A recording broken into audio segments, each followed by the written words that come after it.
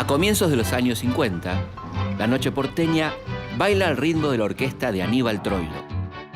El brillante Pichuco, bandoneonista, compositor y director de orquesta de tango, participa en el éxito de la temporada, el sainete El Patio de la Morocha, junto con los actores Cátulo Castillo, Elba Perón y Jorge Casal. La televisión atrapa a los pocos televidentes que, reunidos en la casa de algún vecino afortunado, se informan sobre las dos malas cosechas que han afectado seriamente a un modelo que, a pesar de sus evidentes esfuerzos industrialistas, sigue dependiendo de la exportación agropecuaria. Durante el día, las filas en los comercios para comprar el pan, la carne o el querosén forman parte del paisaje urbano y se van naturalizando. En este marco, el presidente Juan Domingo Perón anuncia su segundo plan quinquenal, que incluye medidas de austeridad y les pide a las familias que ajusten sus presupuestos.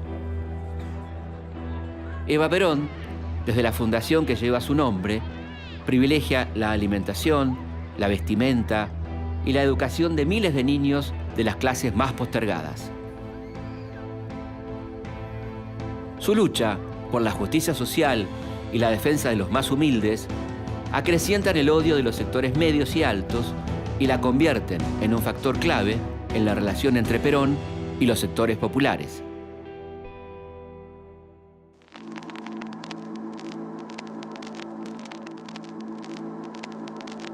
El rol político de Evita es muy claro.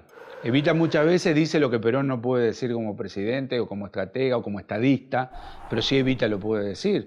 Buscar la frase, voy a salir hasta no dejar en pie ningún ladrillo que no sea peronista. Y es la que lleva adelante la idea de armar milicias, la idea de enfrentar a los gorilas en sus propias madrigueras, como ella decía también, y es el motor de la revolución, eso no hay ninguna duda.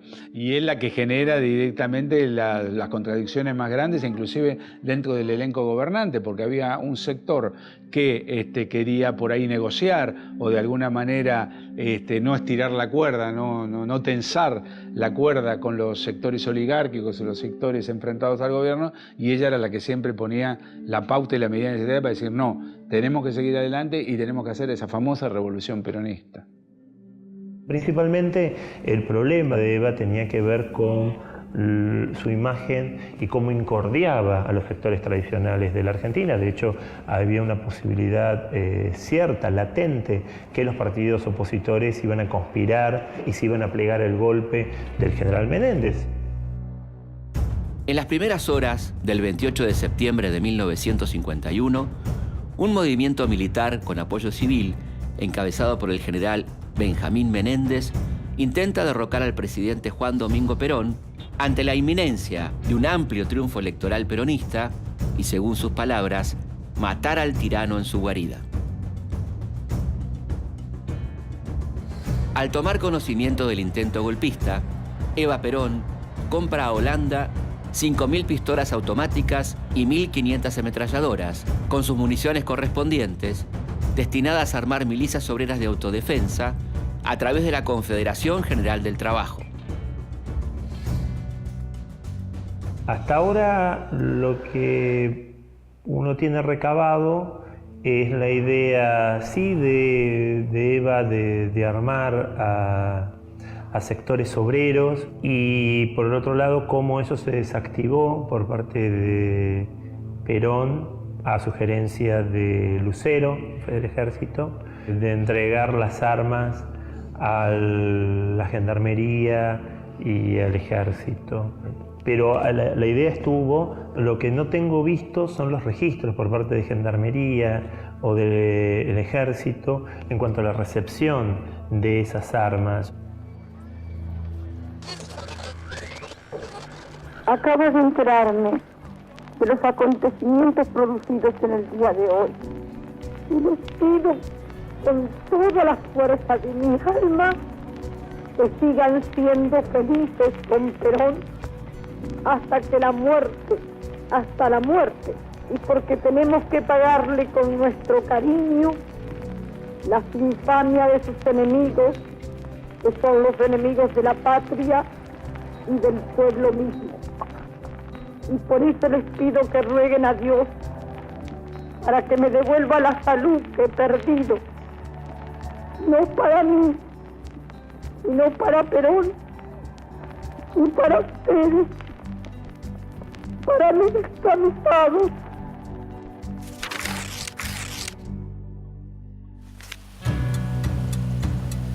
A las 9 de la mañana del frío sábado 26 de julio, ya son miles las mujeres, los hombres y los niños que se agolpan a las puertas de la residencia presidencial de la calle Austria y la avenida Libertador para rezar por Eva. Las noticias sobre la salud de Eva Perón confirma que ha llegado a la última etapa de su enfermedad, una lenta agonía que había comenzado 2 años antes, en el verano de 1950.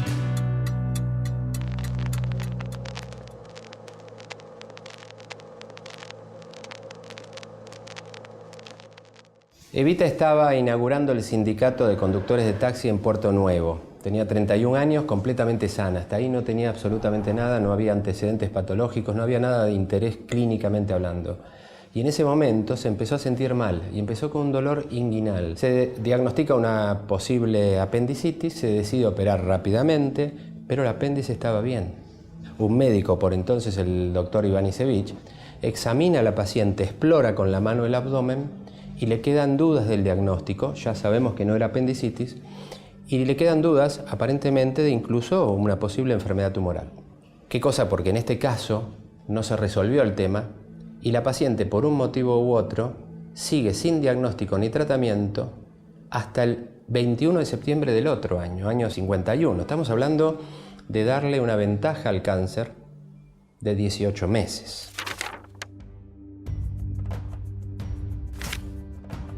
En septiembre de 1951, el gobierno decide publicar un libro que constituye un verdadero testamento político. En poco tiempo, La razón de mi vida, escrito por Eva Perón, con la colaboración del autor español Manuel Penelas da Silva, se convierte en un libro de culto de todo peronista. La razón de mi vida es uno de los libros emblemáticos del primer peronismo y creo que tiene el mismo valor e importancia que tuvo la marcha peronista. Lo que creo que fundamentalmente ahí quedó por escrito de una vez y para siempre de ese amor inconmensurable que tenía Eva por Perón, por el peronismo y por los cabecitas negras, como ella decía, mis queridos descamisados, ¿no?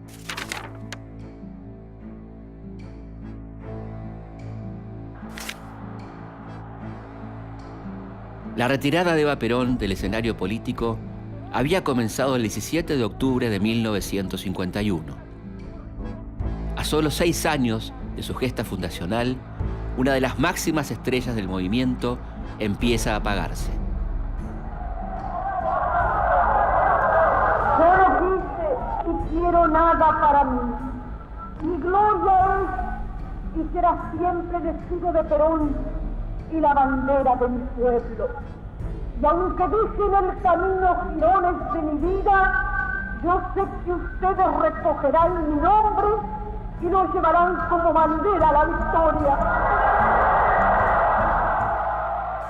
Lo es cierto que ese 17 de octubre del 51 va a estar también cargado de mucha tensión. La imagen clásica del abrazo de Eva dolorida junto con su esposo marca no solo uno de los íconos máximos del peronismo, sino el modo en que ella estaba sufriendo en un mensaje muy desgarrador.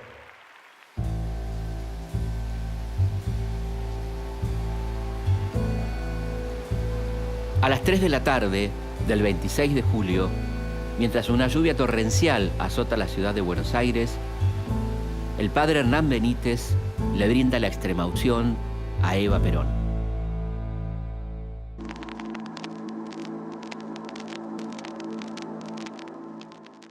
Quiero decir que hasta acá Evita sufrió mucho. Es decir, hubo un periodo de un diagnóstico de apendicitis que no fue tal, un periodo de asintomático porque volvió a trabajar en condiciones normales en la fundación durante todo el día, después empieza a sentirse mal cada vez más, se producen las nuevas consultas, se hace el diagnóstico, se coordina la terapéutica, También PAC aprueba esta terapéutica y es la que se lleva adelante. Una cirugía ampliada en la cual debía extirparse todas aquellas estructuras anatómicas que estén alcanzadas por el cáncer. Las elecciones nacionales del 11 de noviembre la iban a encontrar a Eva Perón en el lecho del policlínico que lleva el nombre de su marido. El triunfo de Perón fue contundente y marcó un récord en la historia argentina. Obtuvo el 63,9% de los sufragios, seguido de lejos por la fórmula Balbín-Frondizi de la Unión Cívica Radical con un 30,8%. Eva pudo, como millones de mujeres argentinas, votar por primera vez en su vida.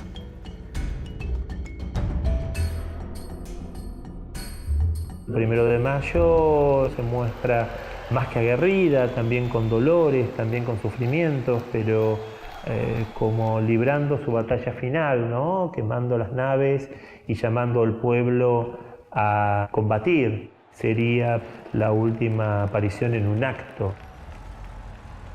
Y la última aparición pública en formal sería el 4 de junio del 52. Ahí Evita acompaña a Perón en un auto oficial descapotado para asumir él como presidente constitucional.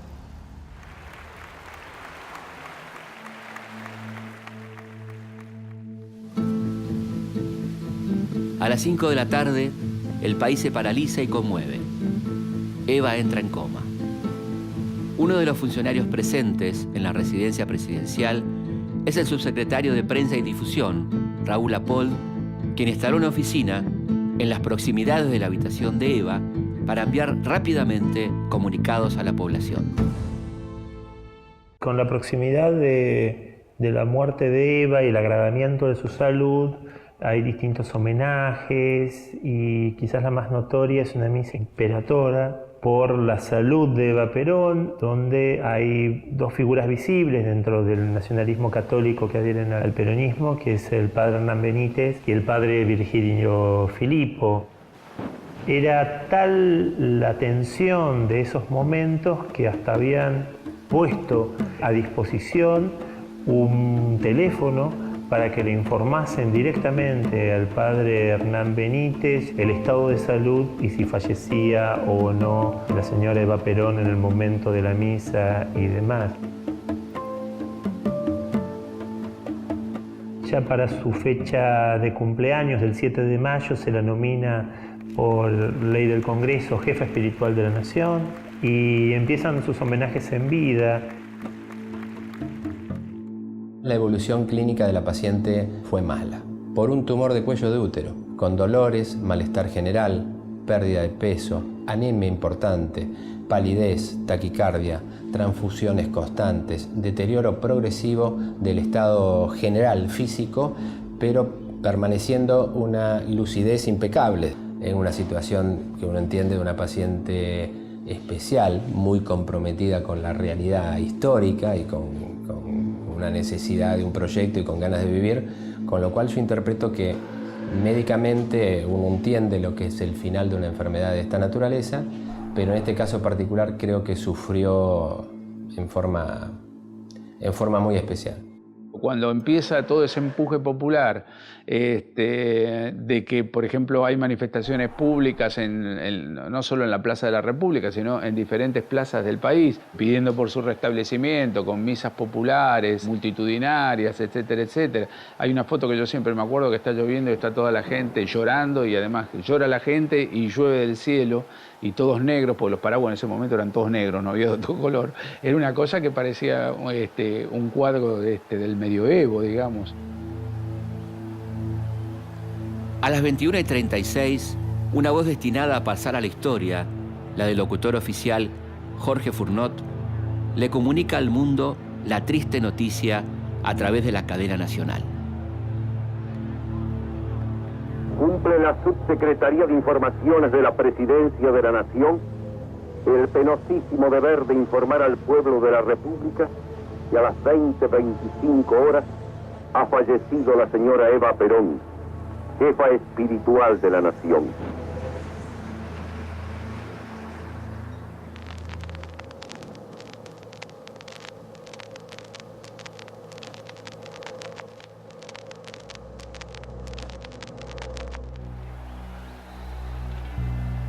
El presidente Juan Domingo Perón decide el embalsamamiento del cuerpo de Eva. Se le encomienda la tarea a uno de los mayores expertos en la materia, el médico aragonés Pedro Ara. Así comienza el velatorio más imponente de la historia argentina y uno de los más importantes de la historia universal. El sólido ataúd posee un vidrio en su parte superior que permite ver el rostro de Eva Perón. El país está paralizado y el gobierno decreta duelo nacional por 10 días, mientras la Confederación General del Trabajo dispone un paro general por 72 horas.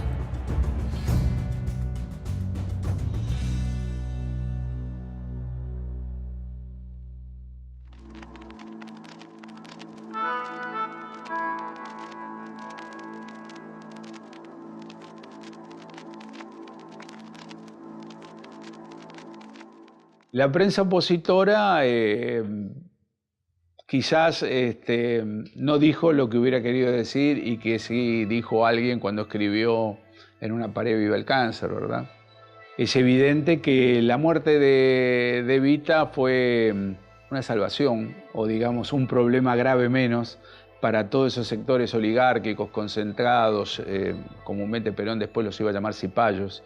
Esos medios concentrados antiperonistas, si bien guardaron las distancias, no se desbocaron, por así decirlo, pero de alguna manera tenían en claro que se les estaba muriendo, por suerte para ellos, uno de los adversarios y enemigos más importantes que habían tenido en toda la historia de la Argentina.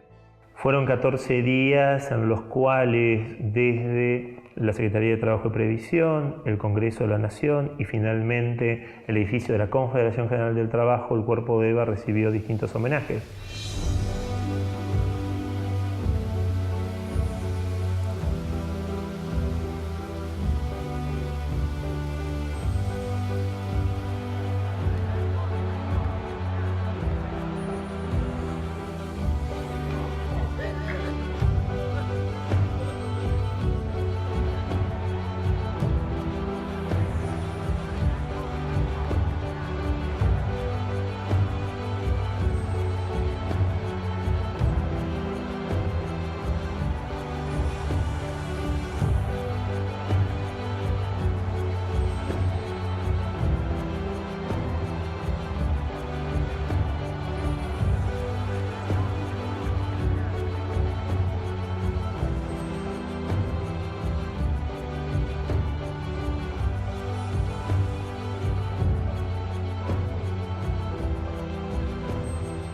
De acuerdo a los decretados honores correspondientes a un jefe de Estado, el sábado 9 de agosto, a las 11:15 de la mañana, ingresa el féretro al Congreso de la Nación y es velado en el Salón Azul.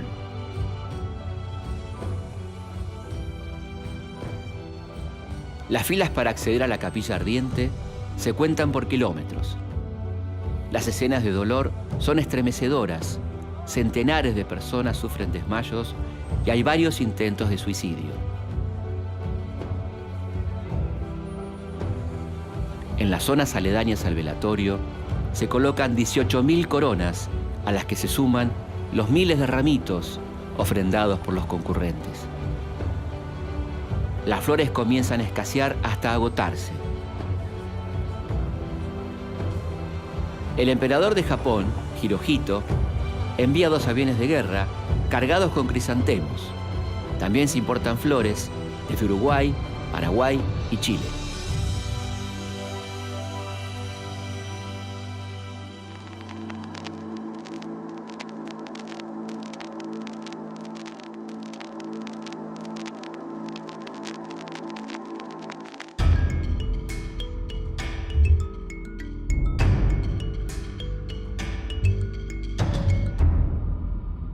Al morir Evita, digamos, fue una repercusión no solo a nivel nacional, sino a nivel latinoamericano y mundial. Solamente recordar que el Papa Pío II en un momento le manda una carta de agradecimiento por todas las actitudes solidarias que tenía con los necesitados, no solo de su patria, sino de Latinoamérica y del mundo. La Fundación Eva Perón llegó a ayudar a los obreros en Francia, a los niños negros de Estados Unidos, o sea que tenía una connotación ya mundial. Y aparte, obviamente, su obra solidaria de gobierno se sabía, y hay que recordar que también en 1947 había viajado a Europa representando al gobierno argentino y había sido recibida con manifestaciones multitudinarias, sobre todo en España, pero también ahí había tenido oportunidad de ir al Vaticano y estar en otros países del primer mundo. O sea que era una figura mundial. Y eso se cubrió de esa misma manera, digamos, como realmente la pérdida de una persona muy importante en esa primera mitad del siglo XX. El domingo 10 de agosto, a las 15 horas, se produce el traslado del féretro con el cuerpo de Eva Perón desde el Congreso de la Nación hasta el edificio de la Confederación General del Trabajo en la calle Azopardo 820. 16.000 soldados de las 3 Fuerzas Armadas hacen honores al cortejo, encabezado por los delegados de los principales gremios, las autoridades nacionales, el hermano de Eva, Juan Duarte, y el presidente Perón. Los descamisados, que transportan el cajón de Eva, llevan sobre sus pechos crespones negros, que se convierten en obligatorios para todos los empleados de la administración pública, los alumnos, los maestros y profesores de escuelas y colegios de todo el país.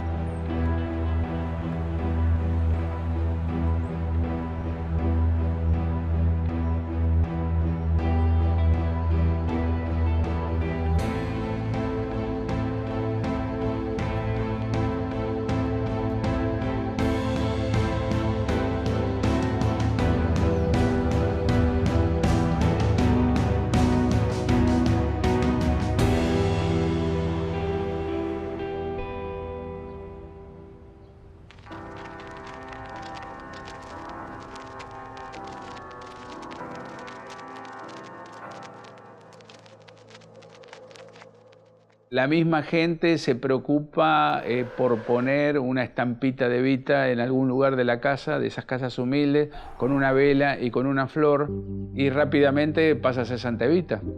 Y cuando Evita fallece, esa foto no la bajan, sigue estando ahí. Y se forma así un fenómeno masivo y popular impresionante, que por mucho tiempo estuvo a flor de piel en la gran mayoría, digamos, de los hogares argentinos, sobre todo en los hogares más humildes. Y ahí es importante ver cómo la manejaron los diarios esos, porque en un momento se habla de Santa Evita, se llega a hablar de Santa Evita, de una santa en los diarios, y de alguna manera ahí la iglesia mete baza, porque evidentemente ellos consideraban que era patrimonio de ellos decir quién era santo y quién no.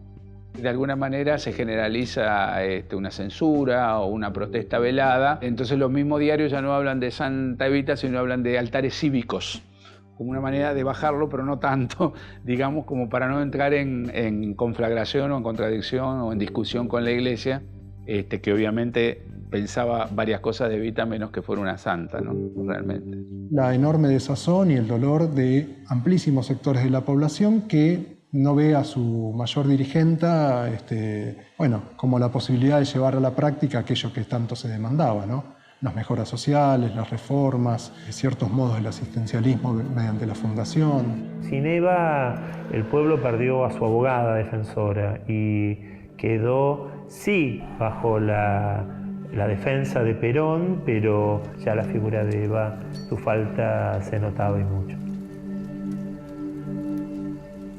Entonces, nuevamente, lo que uno podría ver, como en casi todos los casos, es una sociedad fraccionada entre aquellos que festejan la muerte con aquellos que encuentran en eso una ausencia difícil de poder reemplazar y que, en algunos casos, desde la oficialidad, desde el peronismo como partido, también se utiliza como una figura que se le empieza a dar ya una figura de santidad, ¿no? Entonces se reemplaza esa figura política por alguien que está más allá de todos y por encima de todos para poder vigilar los destinos del pueblo argentino.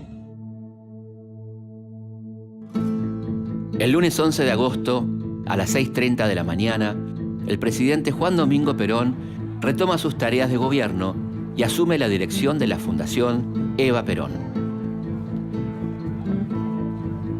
Para los descamisados, los mejores años de sus vidas quedaron firmemente ligados a la memoria de aquella mujer cuyo cuerpo descansa depositado en el segundo piso de la Confederación General del Trabajo, a la espera de la construcción de un mausoleo que honrará su memoria. Pero su cuerpo no descansará en paz. Tras la muerte de Eva Perón, comienza una intensa y prolongada lucha entre quienes quisieron borrarla de la historia por todos los medios posibles y aquellos que defienden su obra y su memoria como una forma activa de resistencia. Luego del derrocamiento de Perón por la llamada Revolución Libertadora, su cuerpo es secuestrado y enterrado en secreto en Italia bajo un nombre falso. Durante 16 años, nada se supo del destino final de la abanderada de los humildes.